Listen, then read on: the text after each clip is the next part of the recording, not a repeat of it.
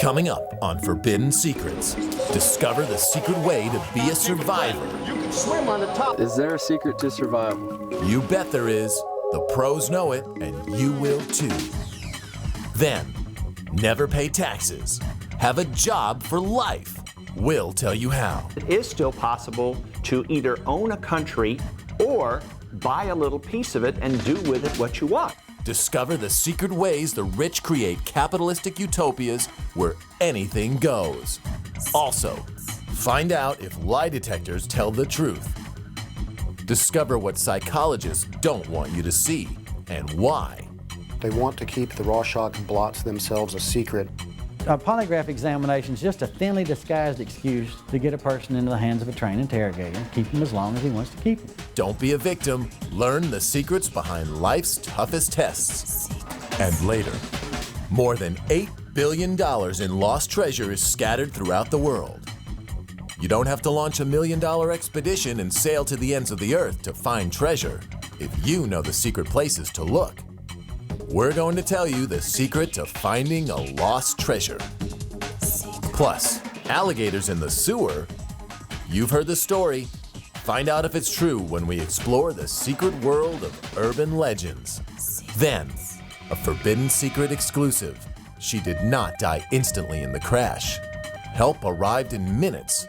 Discover the secret, learn the truth. Should Princess Diana be alive today?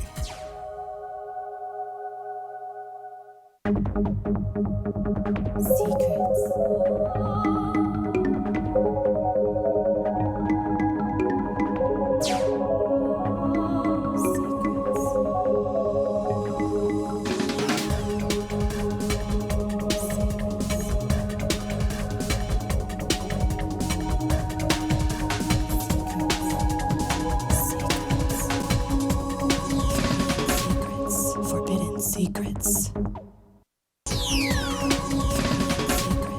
Forbidden Secrets.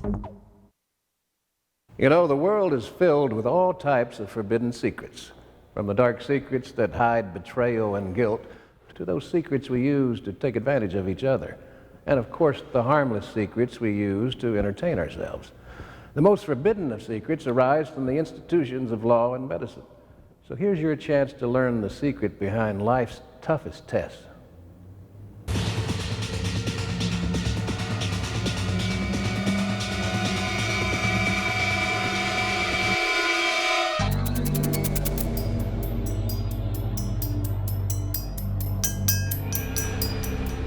The test you took in school, remember how they seemed like life or death? Well, chances are you'll take a test one day that could truly decide your fate. Employers are forcing workers to take lie detector tests more than ever, and psychologists still use the hocus pocus of inkblot tests to judge sanity. If you don't know the secrets to these tests, you're going to fail one sooner or later, and your life could be ruined.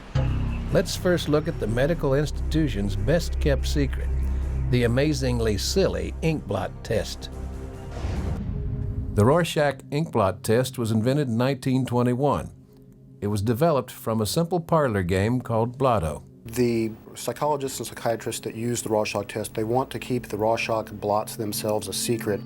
Whalen is part of an organization dedicated to exposing the truth behind inkblot tests. The way the Rorschach test works in general is that the test subject is shown a series of cards with ink blots on them, and they're asked to tell the interviewer, the psychologist, what they see in the cards. And supposedly based on the person's responses, the interviewer or test giver is able to draw conclusions that will show the person's state of mind, frame of mind, or mental defect. This is the inkblot number 1. This is the first card that you'll always be given in the test. Common responses to this are things like masks, animal faces. Those are classic responses. This is the second Rorschach inkblot. It's often said to be important that you see this as two human figures, sometimes females or clowns. If you don't see it, they may say you have trouble relating to people. This is the third Rorschach inkblot. This one is supposed to be able to determine sexual preferences. This is the 5th card. Classic responses are, bats, moths, butterflies. If you see like an alligator here, or alligator's head or jaws, they'll claim that's an indication perhaps of hostility or sometimes aggression. Now, they'll tell you there's no wrong or right answer. They're lying, of course. The trick to being judged normal is to see the obvious. It's okay to be creative. Just don't say you see creepy, disturbing images. Stephen King could pull it off, but not you. Remember, cute and fluffy means sane and safe. This test has never been based on any scientific data. It's the appearance of the scientific that makes the lie detector test seem viable. But some say the polygraph is merely a phony way to bluff you into confessing. In 1979, I resigned from the Oklahoma City Police Department simply because I found that what I did for a living was a fraud. The polygraph measures by means of a pneumograph tube the breathing, and by means of the GSR attachments, the sweat activity on your hand, and by means of a cardio cuff, it measures your blood pressure and your pulse rate. So basically, it's a machine that can watch you breathe, watch 2 fingers on your right hand sweat, and watch your heartbeat. There are 2 different types of questions: relevant questions and control questions. Now, the theory is that if you have a reaction on a relevant question, that being, did you steal the $5,000 from the safe, and you have no reaction to the control question, can you drive a car or did you eat breakfast this morning, that you've lied. His first name, Bo? Yes. The simple control question is the secret key to passing the test. I just simply teach them how to manipulate a reaction on the control questions and how to avoid showing a reaction on the relevant question. Are you 25 years old? Yes. Imagine a tense, stressful situation when answering a control question, and you might artificially spike the readout. When you came to work here, did you tell the complete truth on your job application? Yes. Then when you answer the stressful, relevant questions, your measured response might match the control question. He now knows how to control every tracing on that chart. He can control the breathing, the GSR, and the cardio, and make it appear exactly as though it were a naturally occurring reaction. A polygraph examination is just a thinly disguised excuse to get a person into the hands of a trained interrogator, keep him as long as he wants to keep him. So if you're asked to take a lie detector test, it's best not to refuse, but don't count on your truthfulness to protect you. Secrets. At this moment, more than $8 billion in lost treasure is scattered throughout the world. Treasure just waiting to be found by someone. Why not you? It's possible, because we're going to tell you some of the secrets to finding lost treasure.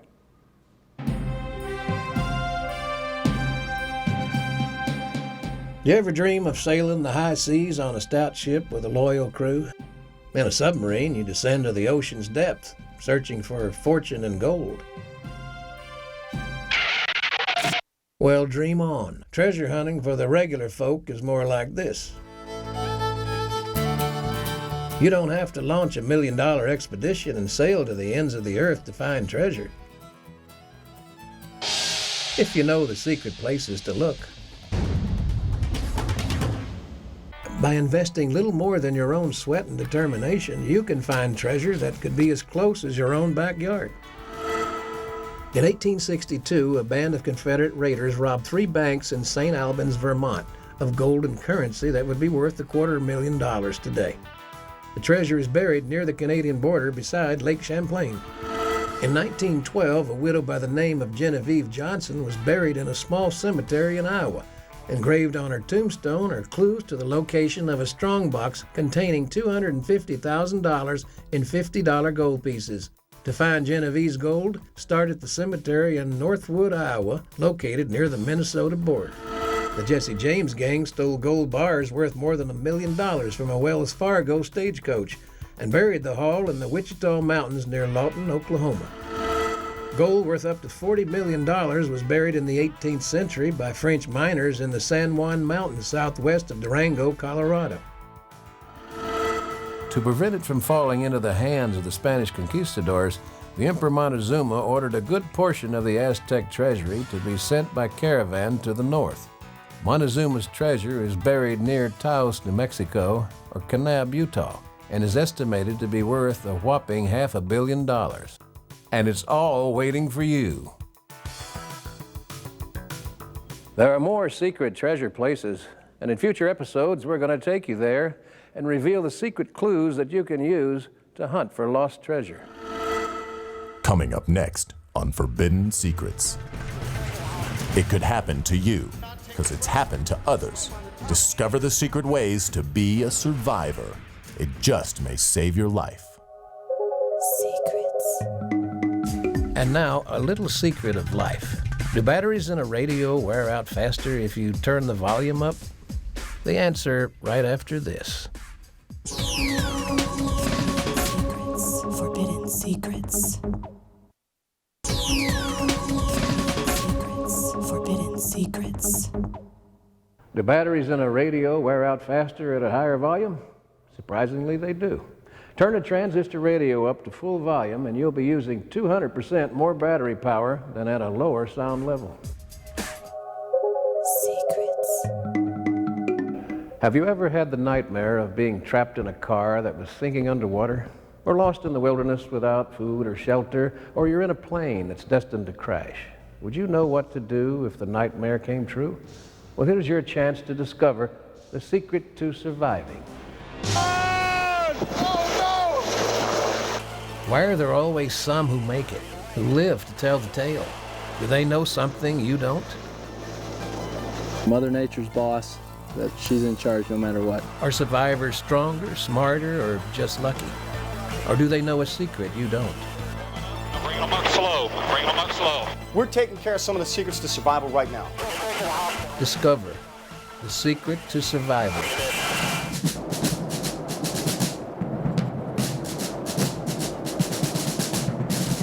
Survival scenario number 1. As usual, you're jammed into the back of the plane, stuffed in elbow to kneecap with other happy travelers. In other words, everything is normal. Everything is just fine. No, it isn't. It can happen to anyone. One moment you're sitting pretty, and the next you're struggling to stay afloat. Disconnect to the aircraft. Disconnect. Like these people who are learning the secrets of survival. We take this pool and convert it from a swimming pool to a high-stress survival situation. We do this through turning out the lights, lightning generators, smoke machines, rainmakers, fire hoses. By the end of the course, our students always tell us that they forgot that they were sitting inside a swimming pool and they thought they really were going through a survival situation. It all begins with our modular egress training system that we have right here. We have this set up as a cargo aircraft or a multi-person aircraft. At the Air Force Survival Training Center, select members of the Air Force and Coast Guard are put through rigorous survival training. Experts teach survival skills for all conditions. Wet, dry, hot, or cold. We're in the Colville National Forest in northeastern Washington, and what we have is the field training portion of our air crew survival course. This training is restricted to Air Force personnel. We have been given special access. And while you may never fly in harm's way, the survival secrets the Air Force knows can save your life. If you are buoyant and you come up to the surface, no big deal. Tech Sergeant Pete Kordelski. He's a water survival expert. In the water. I realize that there's a problem in the aircraft we're going to be ditching. I want to bend over, put my head down as low as I possibly can, make sure my feet are flat on the floor, wrap my arms up underneath my body, and make myself as small a package as I possibly can. Now, when I'm in my brace position in that aircraft, I don't want to move until all violent motion of the air crash itself has happened. It may be the third or fourth impact that is actually the worst impact. By the time I sit up, I figure I got it made. I have survived an air crash in a water type of situation. I'm still alive, I'm breathing oxygen, I'm able to get up and move. At this point, the rest of it's gravy. If you call sitting in a sinking plane gravy.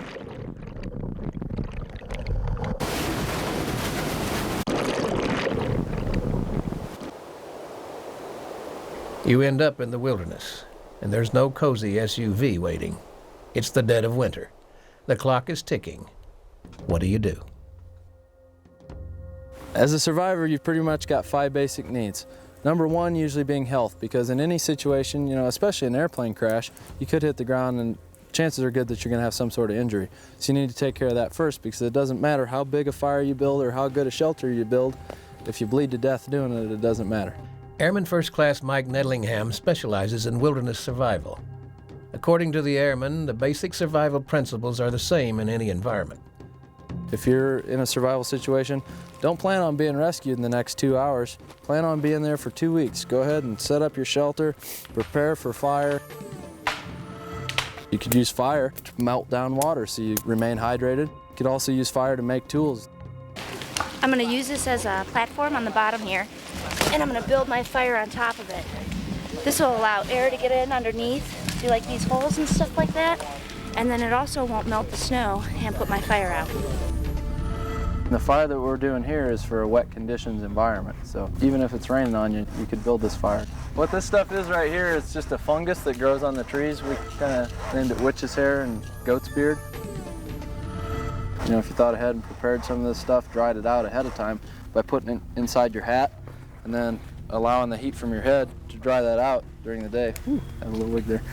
Dry that out during the day and it'd be ready to go in case you need a fire later on. Timber! Timber! There we go. Coniferous trees, usually they hold their needles all year round, but there's different breeds of coniferous trees that'll actually lose their needles in the wintertime. They'll actually appear to be dead when in reality they aren't. It's green, wet wood, you can't use it for firewood. So what you'll do is you'll just take your knife and you'll scrape away the layer of bark here and you'll get into the cambium layer. Touch your lips up to it because it's a real sensitive portion of your body. If it feels cold, that's an indication that there's still moisture in the cambium layer there and that the tree's still alive. If it feels dry and about air temperature, that's a good indication that the tree's dead. Be good use for split wood. This witch's hair that I collected off the trees I've had in my hat to keep it dry. I'm going to go ahead and prepare it. I'm going to set it up right here by my brace. You can buy what we call a metal match at just about any camping, hunting store. All it is a strip of magnesium that throws off a very hot spark. I put my metal match right down here at the base of my tinder to get that stuff going. And this is the end result. You get to squat down here and get warm. As a survivor, food probably right off the bat isn't going to be too high on your priority list, you know. And later on down the line, it might weigh pretty heavily on your mind and your stomach. So you're going to have to find things like plants and insects to go ahead and give your body the food that it needs to keep on going. One of the plants I found when I was digging out for my fire here is called pipsissewa. It produces a blueberry that's edible. It also, you can eat the leaves and stuff like that. You could boil it up if you had a can or a canteen cup to boil that in. You eat it like spinach, you know, just a leaf. You could drink the tea from it.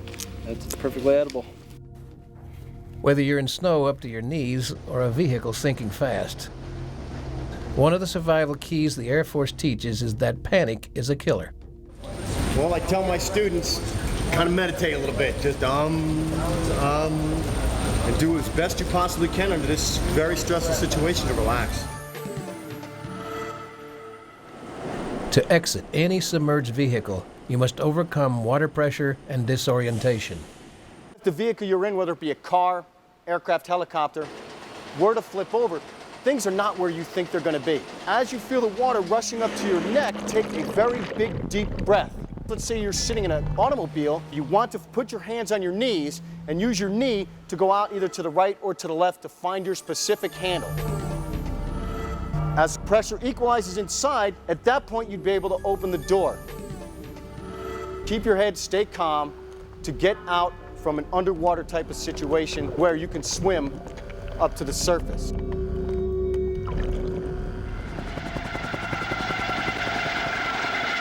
This right here is a rescue strap. Many of the aircraft that may come to pick you up, helicopters of course, may drop this device down to you. The most important thing you do before you go touching this thing is making sure the metal cable itself grounds out in the water. There's going to be a lot of static electricity from the rotors of that helicopter as it's flying to you, enough to put a good hurting on you. They're coming up. I'm bringing them up slow. Hold out. This training, from how to escape from a submerged vehicle to how to survive the wilderness, will make little difference if you lack the true secret of survival. Yeah, we'll see people that come through here that you can really tell that their will to survive is there. And it's not something that we can necessarily teach them or give them. That tool is born into them. No matter what kind of position you put them in, they're going to do whatever they can. They're going to scratch and claw and tear to get their fire built, to get their shelter done. Do not give up. You cannot give up, no matter how bad it is. Just keeping your head up and keep going, keep pressing. Positive mental attitude and the will to survive. Mental attitude. Is there a secret to survival? Positive mental attitude is key, and to always have hope and to know that there's somebody out there looking. Remember, a survival situation is not make-believe, so don't take chances. Plan ahead, and if you're lost, stay put. Don't give up hope. And more importantly, if you forgot to drop breadcrumbs, bring your cell phone. Secrets. And now, a little secret of life. Who or what decided clocks should run clockwise? The answer right after this. Secrets. Forbidden secrets. Secrets. Forbidden secrets. Did you ever wonder why clocks run clockwise? Well, before the invention of the clock, we used sundials. And in the northern hemisphere, where the sun's shadow rotates in a clockwise direction, the hands of the clock were built to mimic the natural movement of the sun. The clock was invented in Italy, but if it had been invented in the southern hemisphere, say Australia, where the passage of the sun is opposite, what we call clockwise might most likely be the opposite direction. Got that? Secrets. New York City, the Big Apple. It's home to 7.5 million New Yorkers. But is it also home to herds of hungry, cast-off alligators? Let's find out the truth behind this urban legend. Living under the streets of New York City, giant alligators waiting to prey on unsuspecting sewer workers. Or are there? We'll take you under the streets to discover the secret of the legendary sewer gators. Everybody's heard the urban legend that thriving colonies of alligators are lurking in the sewers of New York City. Supposedly, baby alligators bought in pet shops or through mail order by children were taken by the kids' distressed parents and flushed down the toilet. The small gators ended up in the city's tangled sewer system, where they grew to monstrous size in the warm, dark waters of their subterranean world. These mutant gators will terrorize those foolish enough to venture into the bowels of the Big Apple, or so the legend goes. But what are the facts? American alligators primarily dwell in marshlands or near waterways along the southeastern U.S. coast from Florida to North Carolina. They prefer warm, sunny locales, typically dining on fish, frogs, or other small animals, and need a warm environment for reproduction. Would they be able to survive and breed in the sewers of a major northeastern city? Reptile expert Michael Hanno. Well, I don't know the exact conditions down in the sewers, but I would doubt it. I would doubt it highly. New York City has some pretty severe winters sometimes, and this is not their natural habitat, and a sewer certainly isn't. I mean, alligators have a courtship system, and the female has to build a nest, and the eggs have to incubate in the nest for, quite some time. That would not be possible, and it takes 2 alligators in order to make more, and even if one was down there, I don't think it's going to find another one down there, no. While reports of alligators turning up in parks and waterways surrounding New York surface every couple of years, the only documented case of an alligator actually being found in a New York City sewer occurred in 1935. The animal was killed when it snapped at onlookers. Since then, none have been spotted in the sewers, but rumors of secret sewer gator herds persist. Now, alligators are very shy animals. Even a pretty good sized one, if a human walks up to him in the wild, he's going to take off. They're not the big monsters like you see on TV with the Nile crocodiles in Africa taking down wildebeest and stuff. It's not quite the same category of animal. Even if there was a gator in the sewer, if he saw a person, he'd probably turn around and head down the other way. Potentially, alligators might be able to find a home in the 6,000 miles of sewer lines contorting their ways underneath New York City if they could survive all the urban pollution and tremendous climate change. I suppose if they had a warm spot and food, anything's possible. There's a lot of them in captivity here in New York City illegally, because they're illegal to have in New York City, but there aren't any in the sewers, really. So now you know. This urban legend was born from a fact. Once a New Yorker did see an alligator in a sewer, but as the story was retold again and again, that single alligator grew into enormous man-eating, sewer-dwelling predators.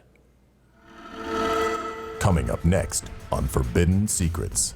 And it is still possible to either own a country or buy a little piece of it and do with it what you want. Plus, the death of a princess, a tragedy we'll never forget, a tragedy that could have been avoided. Discover why it took an hour to get Diana to the hospital. Discover why Diana could have survived. Secrets. And now, a little secret of life. Who invented the donut hole? The answer right after this.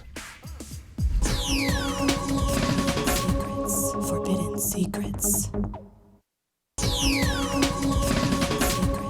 Forbidden secrets. So where did the donut hole come from? Well, the invention of the hole, therefore the donut, is credited to a New England sea captain in the 1700s. You see, the captain was eating a fried cake at the helm of his ship when a violent squall arose. Needing both hands to steer, the captain, he just jammed the cake over a spoke in the ship's wheel and ate the world's first donut while steering his ship to safety. Secrets. Did you ever dream of being president or king? Perhaps a benevolent dictator suits you better. Think of it. Running a nation your way and never having to pay taxes again. Seems like a dream? Well, guess what? It isn't. There's a secret way to creating your own nation. Others know it. Now you will too. What does it take to be president for life? Or perhaps a king or a queen? It's really very simple. All you need is a country you can call your own.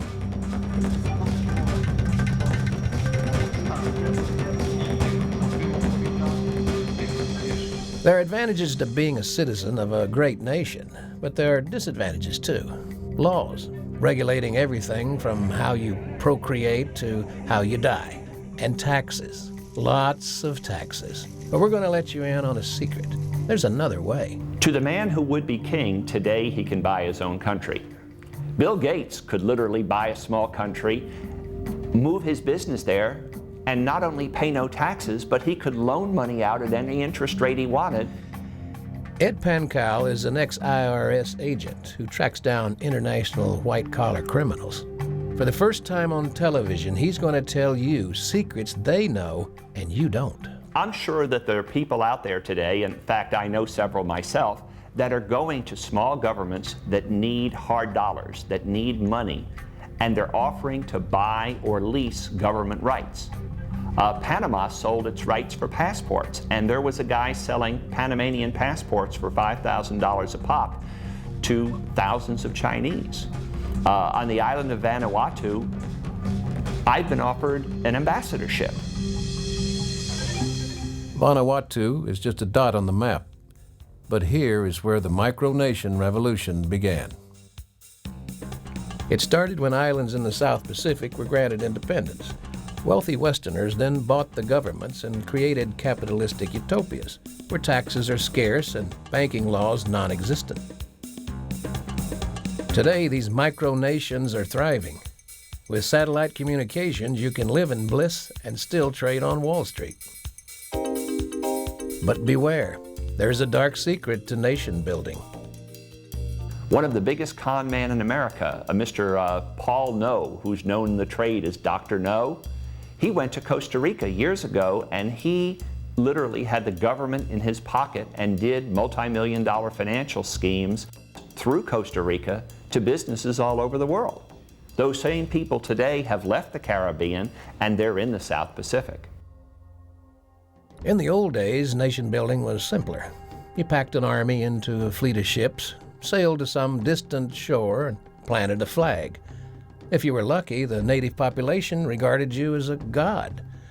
If not so lucky, then there was always the sword. This game of claim and domination continued for centuries until the world was split between two great powers. Then winds of change swept the world. Political upheaval occurred. Territories were abandoned. Opportunities arose. The age of nation building began again, and the micronation revolution was born. Well, many people believe or think that all of the space in the world is owned by somebody. But in truth, there are islands all over the world that nobody really lays claims to or owns or has a legitimate claim to. And there's also countries that split up, as the Soviet Union did, that leave huge vacuums in government. So today, it is still the age of exploration, and it is still possible to either own a country or buy a little piece of it and do with it what you want. Still others take it a step further. Among the wallabies and kookaburras of Western Australia lies one of the oldest and most stable micronations on Earth. The Hutt River Province Principality is only a little bit larger than Monaco, but it was large enough for one man to take a stand against the stupidity of government. Meet Leonard Casely, known to his subjects as His Royal Highness Prince Leonard of Hutt. He's not a prince in the sense of a princely prince. To meet him, he is exactly what he is. He is a farmer, a down-to-earth Australian farmer. Our story begins October 1969. The Australian Wheat Board decided to stabilize wheat prices. They set the amount of wheat a farmer could bring to market. This regulation limited Casely's farm to only 2% of its harvest. A quota this low would put Casely out of business. And that was when the problem first arose, of course, that because of the wheat quotas, there was not enough income to support not only himself, but his families on 18,500 acre property. The law prohibited Casely from appealing to the government or from seeking compensation for his lost crop. And as a true Australian, once he found it was unfair, he decided to do something about it himself. He decided to secede from Australia. Casely began studying Australia and English common law. I suppose it's because it's so remote that Prince Leonard found himself to be a bush lawyer studying the law and spending his time on the farm with his family. And so it came to pass in the year of our Lord, 1970 A.D., Leonard Casely declared his farm the Hutt River Province, and he its prince. Believing the pen mightier than the sword, Prince Leonard fought for independence through the mail. The Australian government wrote back, addressing their letters to Hutt River Principality. This gave Prince Leonard the legal ammunition he needed. If they would have ignored him, if they would have just gone there and done something in person, that's one thing. But they sent him a letter and he held it out to the press all over the world and said, see, they've recognized me. And that's one of the elements of creating your own micronation, is this recognition. Soon he was printing his own currency and stamps. And with the Australian Post Office delivering mail addressed to his province, Hutt River sovereignty was strengthened. The Australian government tried to ignore him, but it was too late to stop Prince Leonard from becoming a symbol to the people of Australia. And although to a certain extent early on it was taken as somewhat of a joke, 30 years later, when still he has his stamps, he has his principality, he doesn't pay taxes, and the government seems to some extent to be frightened to take a complete action against him, I think there's a sneaking admiration from many Australians for Prince Leonard. Paul Sherritt is one of thousands who have been knighted by Prince Leonard. The knighthood is a symbolic way to honor the spirit of the man who proved the sovereign rights of the individual are greater than any country. If you want to form a nation like Prince Leonard with borders, customs, and laws, you need three things. Number one, you need a piece of territory. You need some dirt. Number two, you need sovereignty, meaning some form of government and legitimization. And the third thing you need is recognition.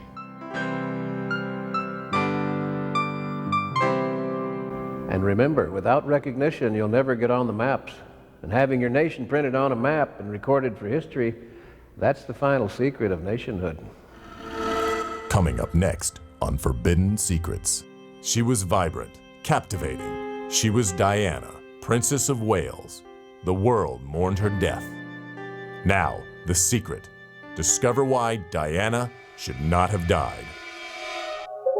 Secrets. And now, a little secret of life.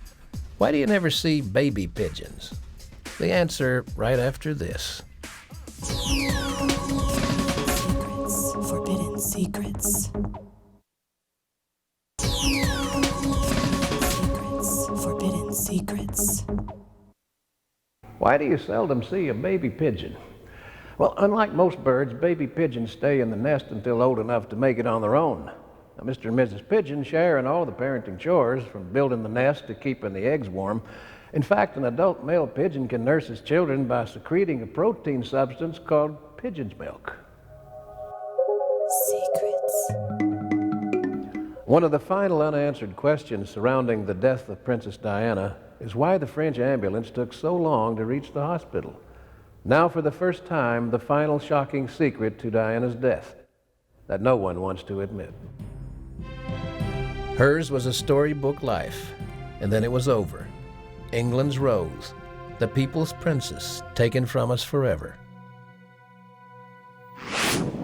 But did Diana have to die? Were proper medical procedures followed? Could Princess Diana have survived? The secret the French government doesn't want you to know.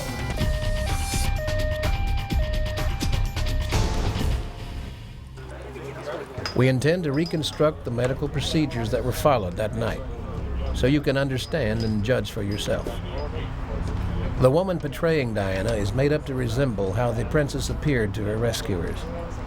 There wasn't much evidence of injury from the outside. You would expect that her body would just be destroyed, bones sticking out, a lot of blood, and in reality, there was just a cut on her forehead and a broken arm. Our reconstruction of events will begin 30 minutes after the accident. Diana has been trapped in the wreckage for half an hour. Finally, the medical team can move Diana to the ambulance. It's 12:53 a.m. Unlike in the United States, French ambulance teams include a physician and a nurse who specialize in emergency procedures. Once Diana was placed in the ambulance, then medical treatment began. But the ambulance did not immediately leave for the hospital. After checking Diana's pulse and blood pressure, the doctors decide to stabilize her condition before transporting Diana to the hospital. All reports say Diana drifted in and out of consciousness during this time. Diana was in what the French term a class 1 coma, conscious but disoriented. They placed her on a respirator and waited. The medical team was following standard French emergency medical procedure. They were waiting for Diana's condition to improve before transporting her to the hospital. What they didn't know was that Diana was bleeding internally.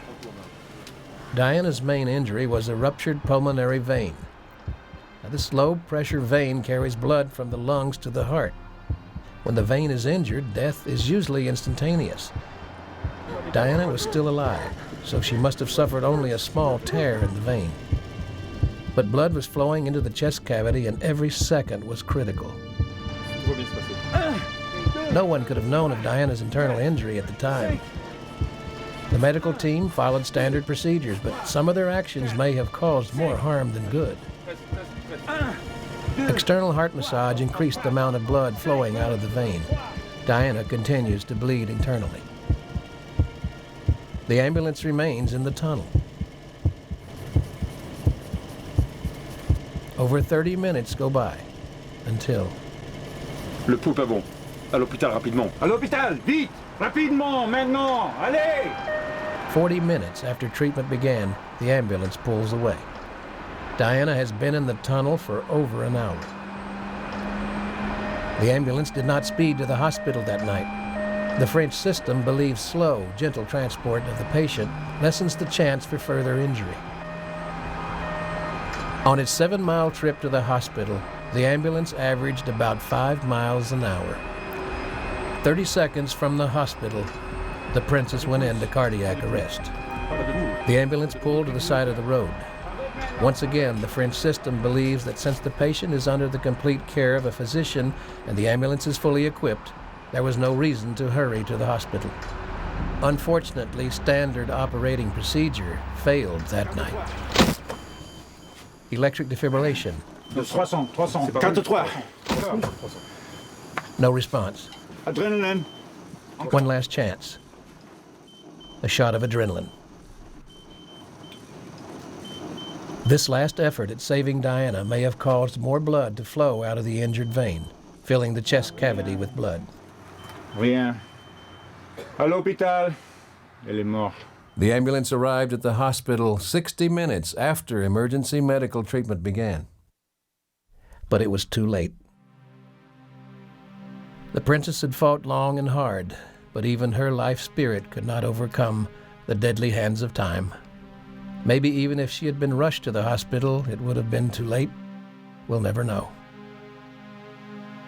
But we do know how Diana would have been treated if the accident had occurred in the United States.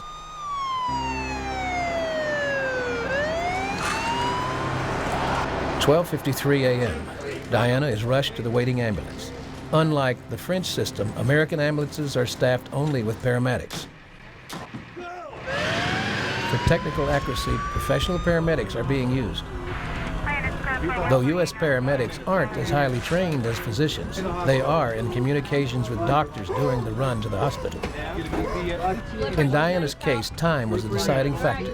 The less time she bled internally, the greater her chances of survival were. U.S. paramedics are trained that time is the most critical factor. When we have a victim that seems to be presenting with some extreme trauma to any part of their body, we want to make sure we get to the hospital as soon as possible because there's very limited in what we can do in the field. So the most important thing is stabilizing and then getting out. We don't want to stay and play, we want to load and go. On his simulated 7-mile trip to the Paris hospital, our U.S. ambulance averaged 55 miles an hour. In this scenario, Diana reached the hospital alive in just under 7 minutes. The same accident. 3, 4, 5. Don't move your head. 2 different medical procedures. Still monitoring the BP. 1 life hanging in the balance. Rien. You've seen it for yourself. There is no secret now.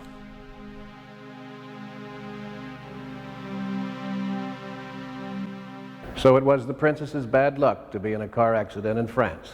If the accident had occurred in the United States, where our emergency teams are trained in fast response, Diana, Princess of Wales, might still be with us today. Thanks for joining us. See you on the next Forbidden Secrets. On the next episode of Forbidden Secrets, do you know what it takes to buy a diamond without being ripped off?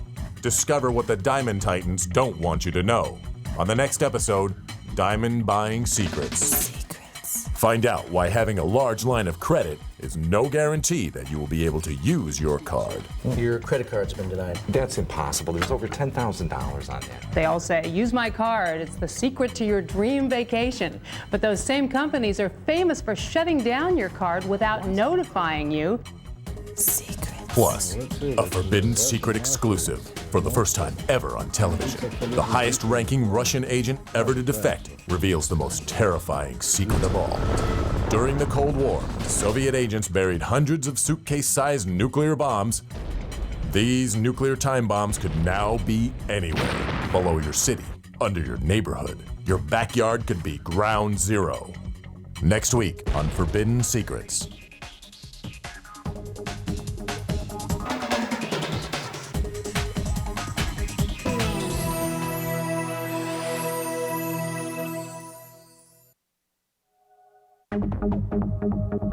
Secrets.